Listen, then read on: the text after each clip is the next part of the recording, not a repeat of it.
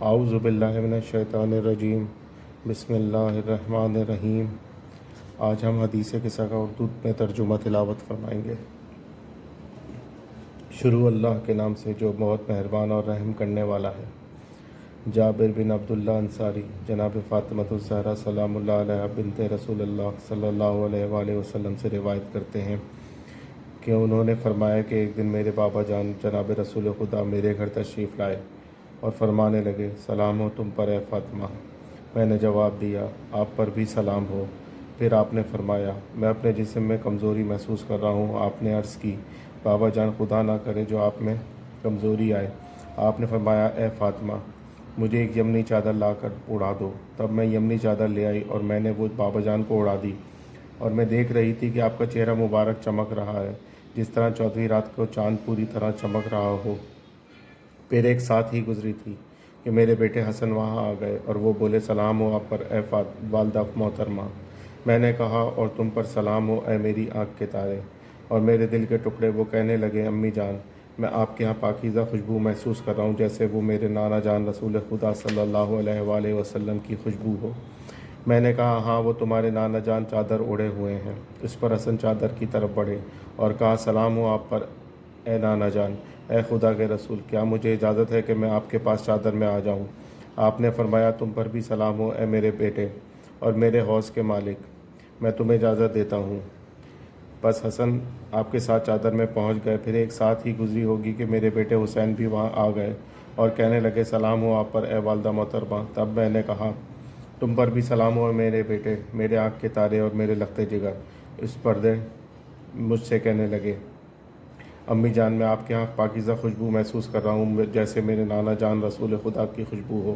میں نے کہا، ہاں تمہارے نانا جان اور بھائی جان اس چادر میں ہیں۔ بس حسین چادر کے نزدیک ہوئے اور بولے، سلام ہو آپ پر اے نانا جان، سلام ہو آپ پر اے وہ نبی جسے خدا نے منتخب کیا۔ کیا مجھے اجازت ہے کہ میں آپ دونوں کے ساتھ چادر میں داخل ہو جاؤں؟ آپ نے فرمایا، تم پر بھی سلام ہو اے میرے بیٹے، اے میری امت کے شفاعت کرنے والے، تمہیں اجازت ہو۔ تب حسین ان دونوں کے پاس چادر میں چلے گئے۔ اس کے بعد ابو الحسن علی ابن ابی طالب بھی وہاں آ گئے اور بولے، سلام ہو آپ پر اے رسول خدا کی دختر۔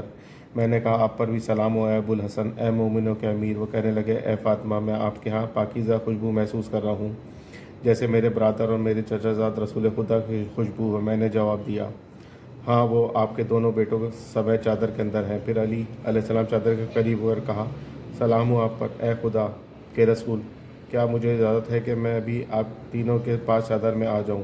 آپ نے ان سے کہا، اور تم پر بھی سلام ہو اے میرے بھائی، میرے قائم مقام، میرے جانشین اور میرے علم بردار، میں تمہیں اجازت دیتا ہوں۔ بس علی بھی چادر میں پہنچ گئے۔ پھر میں چادر کے نزدیک گئی اور میں نے کہا، سلام ہو آپ پر اے بابا جان، اے خدا کے رسول، کیا آپ اجازت دیتے ہیں کہ آپ کے پاس چادر میں آ جاؤں؟ آپ نے فرمایا، تم پر بھی سلام ہو میری بیٹی اور میری پارہ جگر، میں نے تمہیں اجازت دی۔ تب میں بھی چادر میں داخل ہو گئی۔ جب ہم سب چادر میں اکٹھے ہو گئے تو میرے والد گرامی رسول خدا صلی اللہ علیہ وآلہ وسلم نے چادر کے دونوں کنارے پکڑے اور دائیں ہاتھ سے آسمان کی طرف اشارہ کر کے فرمایا، اے خدا یقیناً یہ ہی ہیں میرے اہل بیت، میرے خاص لوگ اور میرے حامی۔ ان کا گوشت میرا گوشت اور ان کا خون میرا خون ہے۔ جو انہیں ستائے وہ مجھے ستاتا ہے، اور جو انہیں رنجیدہ کرے وہ مجھے رنجیدہ کرتا ہے۔ جو ان سے لڑے وہ میں بھی اس سے لڑوں گا، جو ان سے صلح کرے میں بھی ان سے صلح رکھوں گا۔ میں ان کے دشمن کا دشمن اور ان کے دوست کا دوست ہوں، کیونکہ وہ مجھ سے ہیں اور میں ان سے ہوں۔ بس اے خدا تو اپنی عنایتیں اور اپنی برکتیں اور اپنی رحمت اور اپنی بخشش اور اپنی خوشنودی میرے اور ان کے لیے قرار دے۔ ان سے ناپاکی کو دور رکھ، میں ان کو پاک کر بہت ہی پاک۔ اس پر خدائے بزرگ و برتر نے فرمایا، اے میرے فرشتوں اور اے آسمان میں رہنے والوں، بے شک میں نے یہ مضبوط آسمان پیدا نہیں کیا اور نہ پھیلی ہوئی زمین میں، نہ چمکتا ہوا چاند، نہ روشن تر سورج، نہ گھومتے ہوئے سیارے، نہ تھلکتا ہوا سمندر اور نہ تیرتی ہوئی کشتی، مگر یہ سب چیزیں ان 5 نفوس کی محبت میں پیدا کی ہیں، اس چادر کے نیچے ہیں۔ اس پر جبرائیل امین نے پوچھا، اے پروردگار اس چادر میں کون لوگ ہیں؟ خدا عز و جل نے فرمایا کہ وہ نبی کے اہل بیت اور رسالت کا خزینہ ہے۔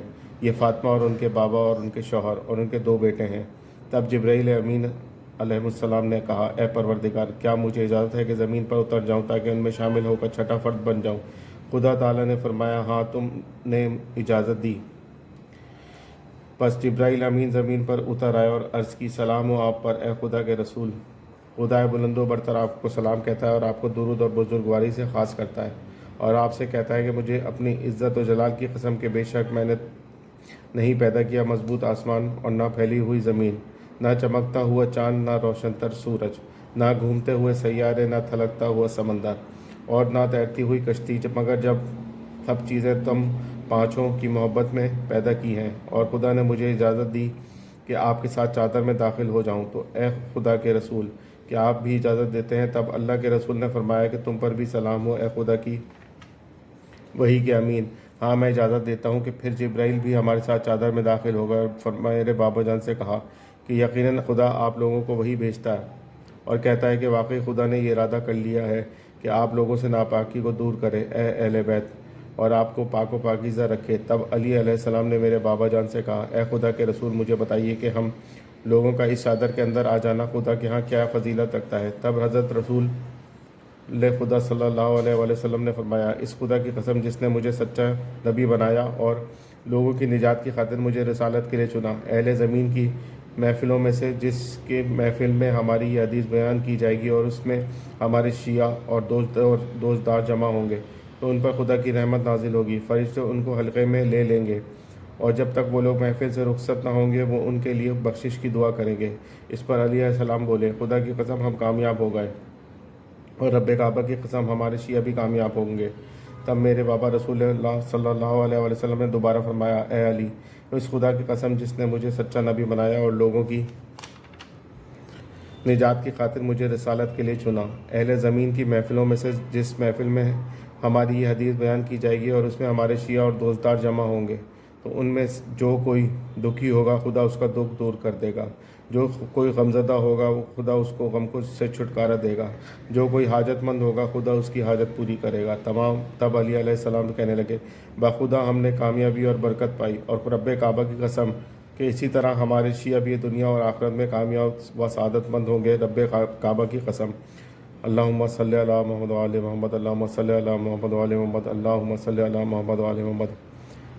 پالنے والے جس طرح اس حدیث قصہ میں دکھ دور کرنے کا، غم سے چھٹکارا حاصل کرنے کا اور حاجات پورے کرنے کا وعدہ کیا ہے، پالنے والے تجھے واسطہ ہے محمد و آل محمد کا کہ تو جملہ سننے والوں کی تمام جائز و شرعی حاجات کو اپنی قبول فرما اپنی بارگاہ میں، اور تمام سننے والوں کے دکھ کو دور فرما اور ہمارے دکھ کو دور فرما، ہمیں عزت اور سربلندی اور رزق و روزگار میں وسعت اور برکت عطا فرما، سکون اطمینان قلب عطا فرما، صحت و عافیت عطا فرما، گناہوں سے بچا، صراط مستقیم پر چلا، صحت و عافیت عطا فرما، ہمارے علم میں اضافہ فرما، رزق و روزگار میں وسعت اور برکت عطا فرما، بے شک تو ہر شے پر قادر ہے، ماشاء اللہ لا قوت الا باللہ۔ اللہم صلی علی محمد و آل محمد، اللہم صلی علی محمد و آل محمد، اللہم صلی علی محمد و آل محمد۔